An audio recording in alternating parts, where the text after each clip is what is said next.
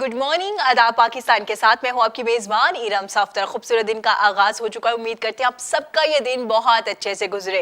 नाजरीन, हजरत अली रजी अल्लाह तआला अन्हु से किसी ने पूछा कि इंसान और जानवर में क्या फ़र्क है, तो आपने फरमाया इंसान वो है जो दूसरों का एहसास करता है और जानवर वो है जो सिर्फ अपने बारे में सोचता है और अपना ही एहसास करता है। तो आज के दौर में हमारे अंदर जो एहसास है दूसरों को लेकर वो ख़त्म होता जा रहा है। हम बेहिस होते जा रहे हैं, हम बेहिसी की ज़िंदगी गुजारना शुरू कर चुके हैं। तो कोशिश कीजिए अपने अंदर एहसास पैदा कीजिए, दूसरों के लिए आसानियां पैदा कीजिए ताकि अल्लाह ताला आपके लिए आसानियां पैदा करे।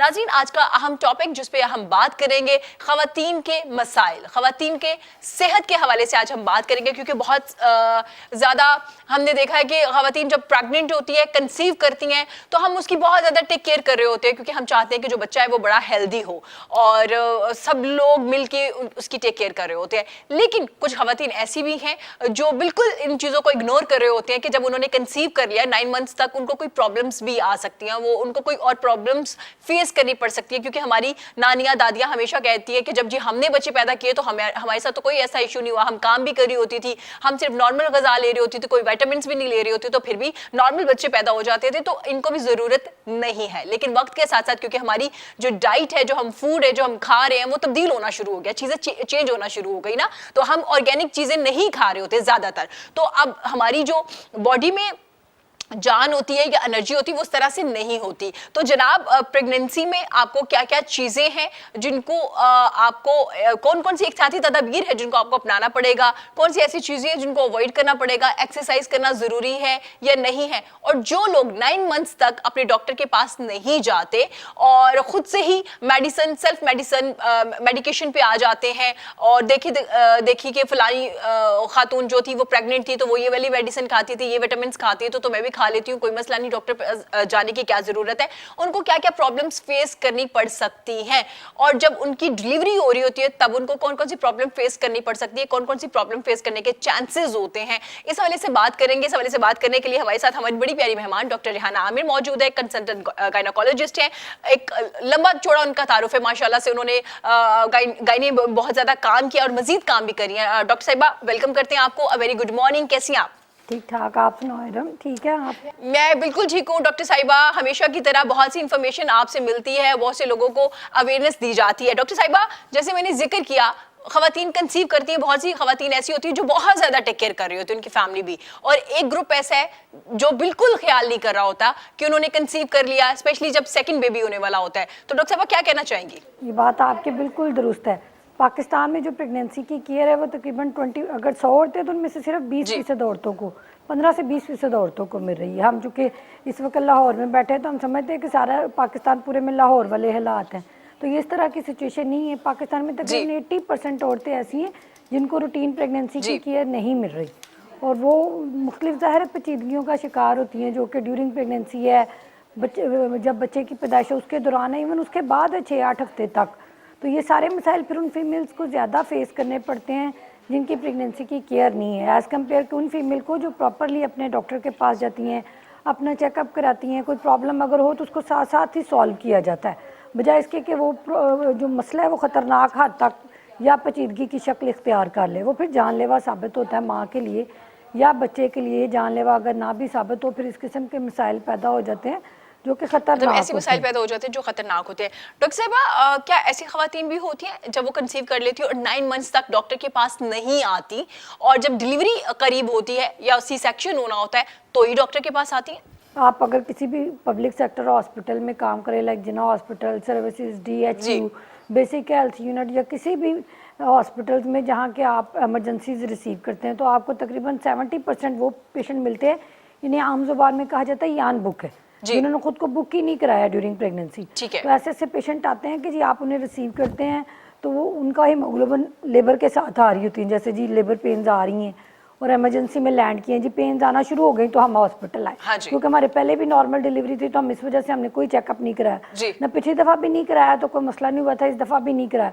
तो आप रिसीविंग पे देखते हैं कि उनका हीमोग्लोबिन 4, 6 और 8, जितना बॉडी में आम औरत के फीमेल में ब्लड है उससे ज़्यादा ब्लड उनकी सर्कुलेशन में, तो ये उनके लिए एक नॉर्मल सी बात हो। तो इस वक्त फिर डॉक्टर भागते हैं, सारा कुछ ब्लड बैंक्स में भागते हैं, ब्लड अरेंज करते हैं ताकि इनकी जान बचाई जाए।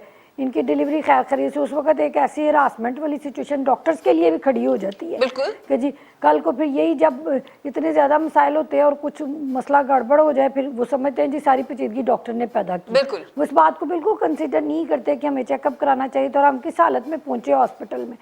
डॉक्टर तो बहरहाल मसीह हैं, उन्होंने तो जान बचाने के लिए वो खुद भागते हैं, सारे काम करते हैं, ब्लड अरेंजमेंट्स खुद कराते हैं। अटेंडेंट आमतौर पे ऐसे मरीजों को जब लेके आते हैं वो गायब भी हो जाते हैं मैनी टाइम्स, हाँ क्योंकि वो तो शुरू से ये केयरलेसनेस वाली सिचुएशन में है ना फीमेल, बिल्कुल तो उसकी रिस्पॉन्सिबिलिटी कोई नहीं एक्चुअली उठा रहा। बिल्कुल तो उस टाइम पे यही सिचुएशन हो जाती है कि कोई रिस्पॉन्सिबिलिटी उठाने वाला नहीं होता सवाए एक डॉक्टर के। उसके बाद कोई मसला पैदा हो जाए तो वही जिम्मेदार है उसके लिए। बिल्कुल। अच्छा डॉक्टर साहब, क्योंकि एक पेशेंट जब आपके पास आता है जाहिर है उसकी मेडिकल हिस्ट्री भी पता होना जरूरी होती है और वो सिचुएशन भी ऐसी होती है कि डॉक्टर कम टाइम में आप डिलीवरी करें या मेडिकल हिस्ट्री पे फोकस करें और डॉक्टर पे भी प्रेशर हो जाते हैं और अक्सर इख्तलाफात भी नजर आ रहे होते हैं डॉक्टर में भी और अटेंडेंट में भी इस दरमियान में। नहीं, ये आपने बड़ी इंपॉर्टेंट बात की है। मैनी टाइम्स इस तरह होता है कि जो मेडिकल हिस्ट्री है वो मिस होने से पेशेंट कॉम्प्लिकेट, बेशुमार पाकिस्तान में औरतें ऐसी हैं जिनको सिर्फ इवन कार्डियक प्रॉब्लम भी प्रेगनेंसी में राइज हो जाते हैं, सिर्फ अच्छा। शुगर ब्लड प्रेशर नहीं, उसे कार्डियोमायोपैथी कहते हैं। ठीक है तो वो पेशेंट उस वक्त जब पेशेंट इमरजेंसी में रिसीव हुआ, वो लेबर में हुआ, कार्डियक वर्कअप आप बिल्कुल नहीं करा सकते जी। और वो पता भी नहीं चलता उस टाइम के ये कार्डियक पेशेंट है। हाँ। तो उसके बाद जो ही वो औरत बच्चा पैदा करती है उसके फौरन बाद उसकी सर्कुलेशन इनहैंस हो जाती है, हार्ट पे बर्डन बढ़ जाता है एकदम, फ्लूइड ओवरलोड उसे आमतौर पे हम कहते हैं आम जुबान में, सही। सर्कुलेटरी वॉल्यूम बढ़ जाता है। उसके बाद वो पेशेंट सडनली कोलैप्स भी कर जाते हैं मैनी टाइम्स और बाद में पता चलता है जी पेशेंट तो कार्डियक पेशेंट थे या सिजेरियन सेक्शन होता है तो सिजेरियन के दौरान ही इस तरह की चेंजेस आती हैं ईसीजी में, सब कुछ के पता चलता है नहीं जी पेशेंट तो अनडायग्नोज्ड कार्डियक इलनेस भी चल रही है। इसलिए ये बड़ी इंपॉर्टेंट बात है। प्रेगनेंसी को सिर्फ आमतौर पे प्रेगनेंसी को ये कंसीडर किया जाता है ये एक फिजियोलॉजिकल स्टेट है, ये एक नॉर्मल चीज़ है जी। प्रेगनेंसी नॉर्मल चीज़ है अगर उसकी केयर उस तरह की जाए जिस तरह करनी चाहिए। लेकिन प्रेगनेंसी में प्रॉब्लम्स भी अराइज होते हैं जिनका टाइमली पिकअप होना और ट्रीट होना बड़ा ज़रूरी है और अगर वो नहीं ट्रीट होते तो माँ या बच्चे के लिए वो जानलेवा साबित होंगे। बिल्कुल डॉक्टर साहब, जैसे आपने जिक्र किया ये ज्यादातर देखने में आता है कि पहले बेबी में फिर भी थोड़ी केयर की जाती है, जब सेकंड बेबी होता है तो बिल्कुल ही इग्नोर कर दिया जाता है। आमतौर पे ये कंसीडर किया जाता है कि अगर फीमेल ने एक बच्चा खैर खैरियत का पैदा कर लिया तो उसको तो पिछली दफ़ा कुछ नहीं हुआ तो ये कैसे हो सकता है अगली दफ़ा कुछ हो या उससे अगली दफ़ा कुछ हो। तो ये हाँ, सिर्फ ये प्रेगनेंसी ये नहीं कि एक औरत से दूसरी औरत में मुख्तलिफ होती है, एक ही फीमेल में हर प्रेगनेंसी की नोयत मुख्तलिफ हो सकती है जी। इसीलिए तो ये होता है कि औरत ने एक बच्चा पैदा किया, फिर कोई एक मिसकैरेज हो गया, फिर किसी बच्चे के पेट में डेथ हो गई, फिर किसी दफ़ा शुगर हो गई। इसलिए एक ही फीमेल में हर प्रेगनेंसी की नोयत मुख्तलिफ होती है। ये नहीं है कि एक फीमेल में एक प्रेगनेंसी खैर खैरियत की है तो हम ये कह रहे हैं ये गारंटी है कि इससे अगली और इससे अगली प्रेगनेंसी ठीक होगी, ठीक है। कोई गारंटी नहीं है। इसलिए फीमेल को हर प्रेगनेंसी को उतना ही एम्फेसाइज करना और चेकअप जरूरी है। ठीक हर है। प्रेगनेंसी में अपनी नोयत के मसाइल पैदा हो सकते हैं। ठीक है हर बच्चा उतना ही इम्पोर्टेंट है, ये तो नहीं कि आपका पहला पैदा होने वाला बच्चा बिल्कुल। इम्पोर्टेंट था, दूसरा हर नहीं आने है। वाला बच्चा उतना ही इम्पोर्टेंट है, उसका उतना ही राइट है। बिल्कुल बिल्कुल। और डॉक्टर साहब सेल्फ मेडिकेशन की बात करते हैं, हमारे यहाँ सेल्फ मेडिकेशन का रुझान बढ़ना शुरू हो गया है। जैसे आपने अपने एक पेशेंट को मेडिसिन दी है, अगर उसकी देवरानी आ गई या उसकी नंद आपके पास आ गई है तो उसको होगा डॉक्टर रिहाना ने ये मेडिसिन मेरी भाभी को भी दी थी तो प्रेगनेंसी में मुझे भी खा लेनी चाहिए क्योंकि मुझे भी जरूरत है। आपको लगता है कि वाकई सेल्फ मेडिकेशन का बहुत ज्यादा मेडिकेशन का ट्रेंड सिर्फ इस हद तक नहीं कि डॉक्टर की प्रेस्क्रिप्शन तक कि अगर गायनाकोलॉजिस्ट ने प्रेस्क्रिप्शन लिखी वो तो सेफ मेडिकेशन लिखेगी जी। अगर कोई नेक्स्ट प्रेग्नेंट उसको यूज भी कर ले तो कम से कम उसके उस तरह के इफेक्ट नहीं आएंगे कि बच्चे में प्रॉब्लम हो जाए। अच्छा, सेल्फ ठीक। मेडिकेशन का जो बहुत ज्यादा इम्पैक्ट है ना वो इंटरनेट से भी, वो खुद सर्च करते हैं दवाइयों को, अच्छा जी मुझे सर में दर्द है मैं ये मेडिकेशन ले लूँ, मुझे ये मैं ये खा लूँ, मुझे पेट में दर्द है मैं ये मेडिकेशन ले लूँ। वो मेडिकेशन आमतौर पे खास तौर पे पहले 20 वीक्स में बच्चे में चेंजेस करती है, जो उसकी फॉर्मेशन में चेंजेस करती है। लाइक उसकी हेड टू टो कोई प्रॉब्लम क्रिएट हो सकता है, उसकी साख्त में, उसकी एनाटमी में, उसके जेनेटिक्स में प्रॉब्लम अराइज कर सकती है। वो मेडिकेशन आमतौर पे हम कहते हैं एक पीरियड होता है जिसे पीरियड ऑफ एम्ब्रियोजेनेसिस कहते हैं, उसमें कोई दवाई ली जाएगी तो वो बच्चे की साख्त में प्रॉब्लम करे। ठीक है। बच्चे को कोई भी प्रॉब्लम अराइज हो सकता है जो कि उसको मेंटली हैंडीकैप कर सकता है, उसके मसल्स को ख़राब कर सकता है। इसलिए कोई भी दवाई लेने से पहले आप 100 दफ़ा सोचें, ये नहीं कि जी अनड्यू कोई मेडिकेशन मत ले अपनी डॉक्टर को बताए बगैर, क्योंकि इसमें मुख्तलिफ कैटेगरी हैं, category A B C D. जो कैटेगरी सेफ है वो सिर्फ ए और बी, तो अगर आप ए और बी की सेफ्टी सिर्फ आपके डॉक्टर को, आपके गायनेकोलॉजिस्ट को पता है। बिल्कुल। तो एक सिंगल पेन किलर भी आपके सिंपल जो दवाई पेन किलर सिंपल समझ ले, जो पेन किलर हमारे घरों में ऐसी खा ली जाती है, हाँ। किडनी को इफेक्ट कर सकती है, बेबी की किडनी। इस वजह से बिला वजह मेडिकेशन प्लीज मत करें। ठीक है, इसका मतलब है हमारे यहाँ ये रुझान ज्यादा होना शुरू हो गया सेल्फ बहुत मेडिकेशन ज़्यादा का। बहुत ज़्यादा नेट की वजह से आमतौर पे जो पेशेंट की क्वालिफिकेशन पूछे जी मैंने एफए किया हुआ, मैंने मैट्रिक किया हुआ, वो कहते नहीं मैंने तो सर्च किया था तो मैंने ये मेडिकेशन डॉक्टर साहब एक ये भी होता है कि अगर आप किसी को मेडिसिन दे देना डॉक्टर, वो घर जाके दोबारा से सर्च करते हैं उस मेडिसिन को, फिर उनको क्योंकि गूगल पे 3-4 चीजें आ रही होती हैं उस जो मेडिसिन उसके इस्तेमाल की या उसके साइड इफेक्ट की, तो वो फिर अक्सर लोग इस्तेमाल करना भी छोड़ देते हैं। इस्तेमाल करना भी छोड़ देते हैं। उसके अलावा पेशेंट जब नेक्स्ट टाइम आपके पास आते हैं, हर तीसरे चौथे मरीज को समझाना पड़ता है कि प्लीज़ आपको डॉक्टर ना बने, हम बड़ी मुश्किल से बने हुए हैं, बचपन से पढ़े, इस उम्र तक पढ़े, तो ये इतना आसान काम नहीं है कि आप घर गए आपने पढ़ा और आप डॉक्टर बन गए। ठीक है। तो वो जो जितना भी मटेरियल गूगल पे किया जाता है लोड, वो कोई भी उठ के कर सकता है, उसकी कोई ऑथेंटिसिटी नहीं है, वो किसी गाइडलाइन के अंडर नहीं है। उसके बाद एक आर्टिकल इवन मैं खुद भी पढ़ूंगी तो मैनी टाइम्स मुझे वो सारा आर्टिकल पेशेंट पे एप्लीकेबल नहीं होता। उसमें से चंद एक चीज़ें होती है, हर मरीज पे जो एक डिजीज के बारे में मैंने पढ़ा वो सारा एप्लीकेबल नहीं है। ये आपकी एक क्लिनिकल विजडम है जो आपको सिखाया जाता है, समझ लें टीच किया जाता है कि इसमें से क्या कहाँ अप्लाई करना है। उसके लिए हमें बड़ा लंबा चौड़ा हमारे सेशंस होते हैं, बड़ी टीचिंग क्लासेस होती हैं।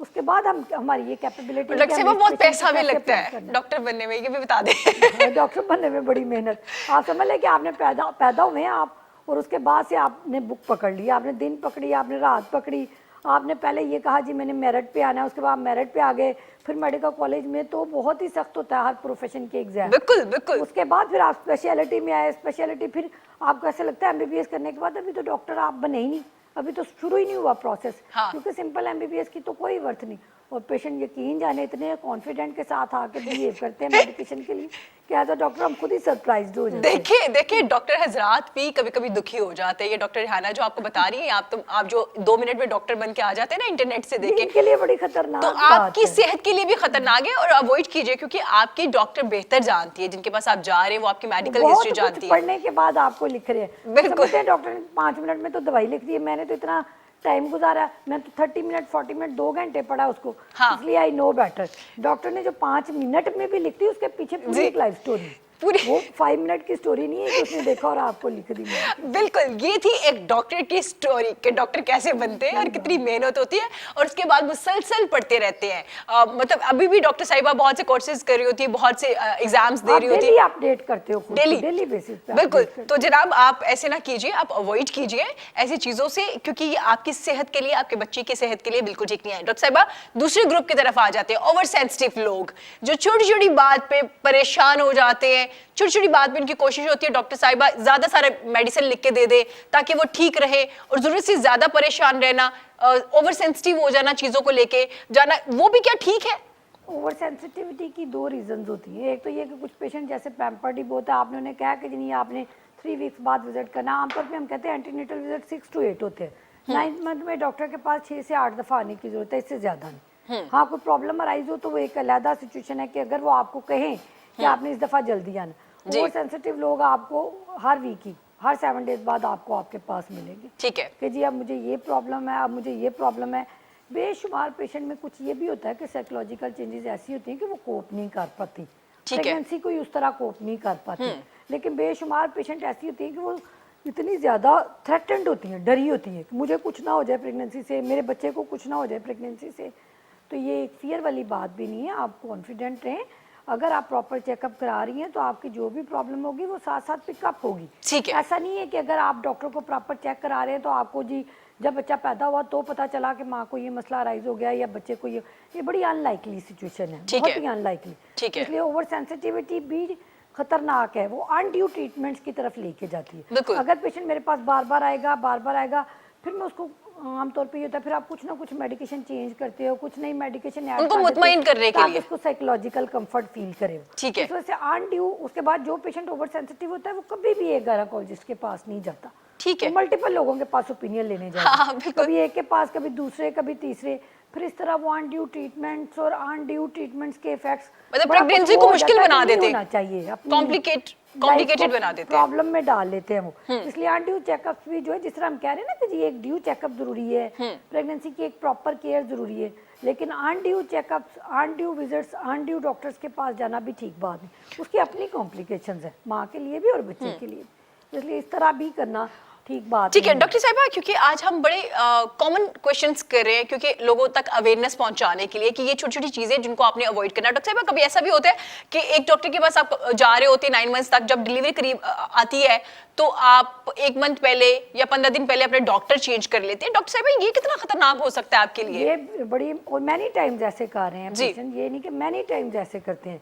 बेसिकली वो एंड पे ये समझते हैं मरीजों में ना, एक ये वाली बात बड़ी है ना कि जी नॉर्मल डिलीवरी या सिजेरियन सेक्शन, डॉक्टर ने अगर कह दिया आपके जो सिजेरियन सेक्शन का रिस्क है पूरी दुनिया में इंटरनेशनली 20% है। जी। जैसे अगर 100 पेशेंट है फीमेल वो लेबर में गई, उनमें से 20% को रिस्क है कि उनका सिजेरियन सेक्शन होगा। ठीक है। माँ उसकी इंडिकेशन जाहिर है कि जी या तो मदर को कोई प्रॉब्लम अराइज हो सकता है या बच्चे को, ठीक है। जो कि जानलेवा साबित हो सकता है, उस पर इंडिकेशन है। लेकिन आमतौर पे जब आपके पेशेंट में कोई प्रॉब्लम अराइज हो जाए, समझ लो उसको डायबिटीज़ है या उसको हाइपरटेंशन है, तो गायनाकोलॉजिस्ट काउंसल करते हैं कि जी आपको सिजेरियन सेक्शन की भी ज़रूरत पड़ सकती है। ठीक है, चांसेस हैं। हाँ, चांसेस हैं। तो मैनी टाइम्स वो समझते हैं चूँकि इन्होंने हमें चांसेस कहा है तो ये she will and up in caesarean section, तो मुझे इसको चेकअप नहीं कराना, मैं किसी और डॉक्टर के पास जाऊंगी जो मुझे 100% गारंटी दे कि जी नॉर्मल डिलीवरी होगी। ठीक है। आमतौर पे 80% at the and doctor change करने की रीज़न यही है, क्योंकि ठीक मैं है। ये समझते हैं कि ये डॉक्टर मुझे गारंटी नहीं दे रहा हाँ। कि मेरी नॉर्मल डिलीवरी हो। सही। तो मैंने उस डॉक्टर के पास, गायनाकोलॉजिस्ट के पास जाना है जो मुझे ये गारंटी दे एंड पे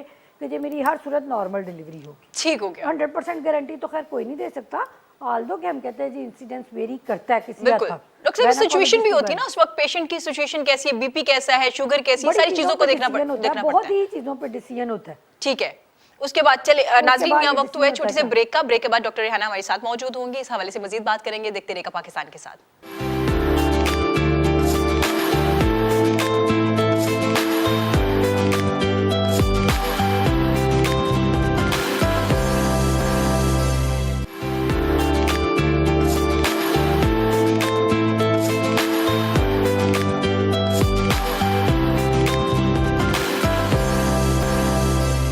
वेलकम बैक नाजरीन, डॉक्टर रेहाना हमारे साथ मौजूद हैं। हम बात कर रहे हैं खवातीन के प्रेगनेंसी में क्या क्या कॉम्प्लिकेशंस हो सकती हैं। डॉक्टर और जो पेशेंट है वो उनका रिलेशनशिप बड़ा स्ट्रॉन्ग होना चाहिए, क्योंकि 9 मंथ्स का ये रिलेशनशिप होता है। इसमें डॉक्टर साहिबा क्या कह रही हैं या आपके डॉक्टर साहब क्या कह रहे हैं, आपको ये अंडरस्टैंड करना चाहिए। हाँ, पेशेंट की क्या क्या प्रॉब्लम्स हैं और मेंटली तौर पर अगर पेशेंट डिस्टर्ब हो रहा है तो डॉक्टर साहिबा किस तरह से उनको ट्रीट कर रही होती हैं, किस तरह से उनको साथ लेके चल रही होती हैं। ये बड़ी एक इंपॉर्टेंट चीज़ है। डॉक्टर साहिबा, जैसे मैं रिलेशनशिप की बात कर रही हूँ, पूरे 9 माह का एक रिलेशनशिप होता है डॉक्टर के दरमियान में और एक पेशेंट के दरमियान में। इसमें क्या क्या चीजें बिल्ड की जा सकती है डॉक्टर की जानिब से, क्या क्या चीजें ऐसी हैं जो आप अपने पेशेंट को कॉन्फिडेंट भी कर रहे होते हैं और बता भी रहे हो, उनको रिलैक्स भी कर रहे होते हैं। जैसे आपने जिक्र भी किया कि ज़हनी तौर पे भी कुछ जो होते हैं ना पेशेंट, वो बड़े ओवर सेंसिटिव होते हैं, चीजें बड़ी सर पे ले लेते हैं और परेशान ज्यादा रहते हैं। नहीं, डॉक्टर का बड़ा ही जरूरी है कि डॉक्टर एक रैपो बिल्डअप करे अपने हाँ। पेशेंट के साथ, उसको ट्रस्ट होना चाहिए। इसमें डॉक्टर का बहुत ज्यादा रोल। सम टाइम पेशेंट ऐसे होते हैं कि बड़े एप्रीहेंसिव आते हैं, बड़े इरिटेबल होते हैं, एजिटेटेड होते हैं, लेकिन डॉक्टर के एटीट्यूड से फौरन ही कंफर्टेबल हो जाते हैं। हाँ, बिल्कुल। ये डॉक्टर एज अ गायनाकोलॉजिस्ट बड़ा ही ज़रूरी है कि आप अपने पेशेंट के साथ पोलाइटली बिहेव करें, अच्छे तरीके से बिहेव करें, वेल मैनर्ड बिहेव करें, उसकी केयर करें। उसको केयर की ज़रूरत है, और उसको जो डॉक्टर की केयर है उसको सबसे ज़्यादा इंपॉर्टेंट कंसिडर किया जाता है कि जी मेरी डॉक्टर मेरी बड़ी केयर करती है। उसके बाद डॉक्टर ने ही, और फीमेल ये भी कंसीडर करती है, मनी टाइम्स वो पहले अंदर आ जाती है, वो कहते हैं जी मेरी फैमिली को भी काउंसल कीजिएगा, एजुकेट कीजिएगा कि वो मेरी केयर करें। हाँ, बिल्कुल। वो सिर्फ ये नहीं समझती कि मेरी डॉक्टर ने मेरी केयर करनी है, वो ये समझती है कि मेरी केयर जो मेरे घर वालों से करानी है वो भी मेरी डॉक्टर ने ही करानी है। उसने एडवाइस करना है इनको कि जी इसकी केयर करें, इसको प्रॉपरली टाइम पे लेके आया करें, इसको प्रॉपरली मेडिकेशन दें, इसको और इसके बच्चे को केयर की ज़रूरत है। इसलिए बड़ी इंपॉर्टेंट है डॉक्टर का कि वो एक रिलेशनशिप बिल्डअप करें। हम कहते हैं कि हमने आमतौर पे प्रोफेशनली ये एक मेडिकल एथिक्स में है कि आपने ये रिलेशन नहीं बनाना कि ये मेरी सिस्टर है, ये मेरी बहन है, ये मेरी लाइक आप मेरी भाभी की तरह है, आप मेरी ये आपका एक प्रोफेशनल रिलेशनशिप है जो कि एक ऐसा relationship medical point of view से आपने उनको उस तरह से प्रॉब्लम्स है उनसे कंसर्न रिलेशनशिप। हाँ, बिल्कुल बिल्कुल। वो एक रिलेशनशिप प्रॉब्लम रिलेटेड है कि फीमेल को ये ट्रस्ट होना चाहिए कि मुझे कोई प्रॉब्लम अराइज होगा तो मेरी doctor, my doctor is capable enough कि वो मेरी प्रॉब्लम को सॉल्व भी और डॉक्टर साहिबा मेरे लिए अवेलेबल भी होंगी। हाँ हाँ, जो मुझे कंफर्ट देगी। वो आमतौर पे पेशेंट ये कहते हैं, जो अच्छा डॉक्टर होता है, पेशेंट आते हैं वो कहते हैं डॉक्टर साहब मैं तो बड़ी परेशान आई थी, आपसे मिलने के बाद मेरी बीमारी ठीक हो जाती। मुझे ऐसा लगता है हालांकि मैंने कोई भी टैबलेट नहीं ली, लेकिन मुझे ऐसे फील होता है कि मैं बिल्कुल बिल्कुल, बेहतर हो गई। बिल्कुल, तो ये बिल्कुल। जरूरी है। हाँ, डॉक्टर साहिबा, वर्ड्स मरीज के लिए बड़े इंपॉर्टेंट। बिल्कुल डॉक्टर साहिबा, मैं एग्री करती हूँ। मेरी बड़ी करीबी दोस्त है, वो जब प्रेग्नेंट हुई एक डॉक्टर साहिबा के पास गई, और बड़ी अच्छी डॉक्टर साहिबा, बड़ी उनकी अच्छी हाई प्रोफाइल, लेकिन वो फर्स्ट जब सिटिंग के बाद सेकंड टाइम उनके पास नहीं गई। मैंने रीजन पूछी, मैंने कहा इतनी अच्छी डॉक्टर है, आप जा भी रही थी, सब कहती सब कुछ अच्छा था, लेकिन जब मैं फर्स्ट टाइम गई उन्होंने मुझे ऐसे ट्रीट किया कि इट्स नॉर्मल, तुम प्रेग्नेंट हो तो it's not a big deal ना। बस उन्होंने मुझे पेपर पे लिख के दे दिया, तो मुझे ऐसा लगा कि उनके लिए मैं शायद इंपॉर्टेंट नहीं थी। मतलब उस टाइम वो कुछ भी सोच लेते हैं ना, कि उनको लग रहा था कि उस तरह से केयर से बात करेंगी, वो कहेंगे अच्छा बेटा आप प्रेग्नेंट है तो आपने इस तरह से करना है, थोड़ा समझाएंगी, तो उस वजह से वो दोबारा उस डॉक्टर के पास नहीं गई। नहीं, बड़ी आपने दुरुस्त बात की है। डॉक्टर्स मैनी टाइम ऐसे होता है कि रश बड़ा होता है, सारा कुछ होता है, लेकिन हर पेशेंट एक्चुअली एक इंडिविजुअल अटेंशन मांगता है। बिल्कुल बिल्कुल। अगर मैं तो मैंने यही कहना है कि जी मैं इंपॉर्टेंट हूँ, आप है तो आपने कहना जी मेरी डिजीज इंपॉर्टेंट है, कोई तीसरा उसने कहना मेरी डिजीज। बिल्कुल बिल्कुल। डॉक्टर से हर पेशेंट एक इंडिविजुअल अटेंशन मांगता है। वो ये नहीं समझेगा कि जी डॉक्टर ने चूंकि एक सीरियस पेशेंट आगे है तो इस वजह से वो मुझे इग्नोर करके तो एक सीरियस पेशेंट को देखने लग जाए। वो जो पेशेंट है आमतौर पे वो डॉक्टर की साइकोलॉजी को नहीं समझते। डॉक्टर्स ऑलरेडी मेंटली ऑक्यूपाइड होते हैं मैनी टाइम्स, इस वजह इस तरह की सिचुएशन क्रिएट हो जाती है। हाँ कि एक पेशेंट को प्रॉपर, या हालांकि आप डॉक्टर की रेपो को कंसीडर करते हुए उसके पास जाते हो, आपको कोई रेफर करता है, आपको बताता है कि नहीं जी बहुत अच्छी डॉक्टर है, आप जाते हो तो आप कंपैरेटिवली डिसअपॉइंट हो जाते हो। तो मैनी टाइम्स ऐसे होता है कि माइट भी कि डॉक्टर प्री ऑक्यूपाइड हो, कोई पीछे एक ऐसी इमरजेंसी चाह रही हो जिसमें वो ज़हनी तौर पे इन्वॉल्व हो, लेकिन आम तौर पे ये कंसीडर किया जाता है कि हर पेशेंट एक इंडिविजुअल अटेंशन मांगता है जो कि उसका राइट है। ठीक है, ठीक है ना। तो हाँ जी, ये जरूरी होता है। कोशिश करते हैं कि हर पेशेंट को इंडिविजुअल अटेंशन दे।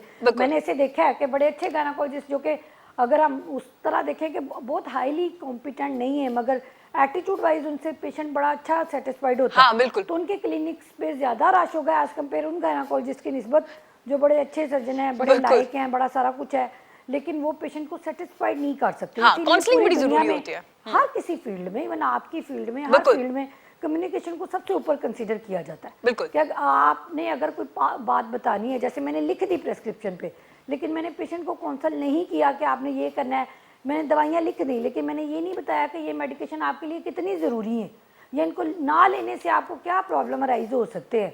तो पेशेंट आमतौर पे ये कंसिडर करता है कि डॉक्टर ने दवाइयों के बारे में चूँकि मुझसे बात नहीं की, तो उसके लिख देने का ये मतलब है मैं इनको लूँ या ना लूँ, इससे कोई डिफरेंस नहीं है। हाँ। इसलिए ये आमतौर पे कंसिडर एज अ पेशेंट, मैं अगर खुद भी पेशेंट हूँ, मैं जाती हूँ तो मैं उनकी इंपॉर्टेंस को किसी हद तक जानना ज़रूरी समझती हूँ। ठीक है। फिर जब आप प्रॉपरली नहीं बताते, मरीज जाकर खुद उनको सर्च करता है कि इनके लेने ना लेने से क्या डिफरेंस आता है, फिर प्रॉब्लम एक क्रिटिकल जोन में चली जाती है। बिल्कुल बिल्कुल। ये बड़ी खूबसूरत बात की, ये ऐसा होता है और ये हमारे इर्द गिर्द के जो हमारी बहनें या हमारी बच्चियां हैं वो ये फेस कर रही होती है ये चीजें, और डॉक्टर साहब भी। पेशेंट को ये कंसीडर करना चाहिए कि अगर डॉक्टर ने मुझे काउंसल नहीं भी किया, ये दवाइयाँ क्यों इंपॉर्टेंट है।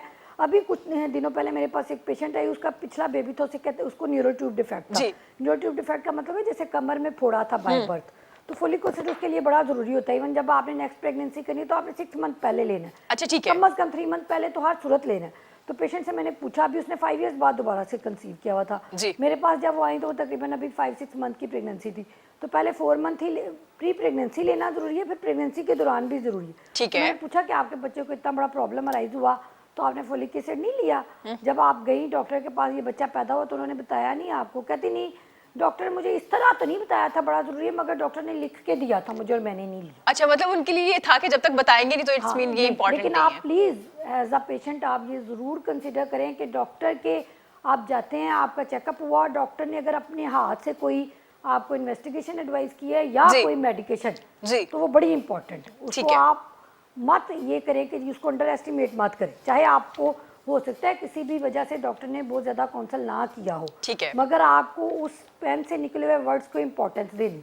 आपने ये नहीं कंसीडर करना कि ऐसे ही मैं क्यों ले लूं जबकि मुझे काउंसल नहीं किया। ठीक है, कुछ इंपॉर्टेंट कंसीडर करके ही लिखा जाता है। ठीक है डॉक्टर साहब, मतलब माशाल्लाह से सी सेक्शंस भी हो रहे होते हैं, नॉर्मल डिलीवरीज भी आपके पास आ रही होती है। डॉक्टर साहब, आज के दौर में, आजकल में ड्यूरिंग डिलीवरी जो आपने देखा है, कौन सी ऐसी प्रॉब्लम्स है जो आज की हमारी खवातीन है वो फेस कर रही हैं? ज़्यादा कॉम्प्लिकेशन किस चीज़ में आती है ड्यूरिंग प्रेगनेंसी से लेके लाइक डिलीवरी तक, और ड्यूरिंग डिलीवरी कौन कौन सी प्रॉब्लम्स फेस करनी पड़ती है ज़्यादातर? पाकिस्तान में चंद एक जो 4 प्रॉब्लम्स हैं वो तो बहुत ही कॉमन है ठीक है ड्यूरिंग प्रेगनेंसी, जिसमें सबसे ऊपर एनीमिया है।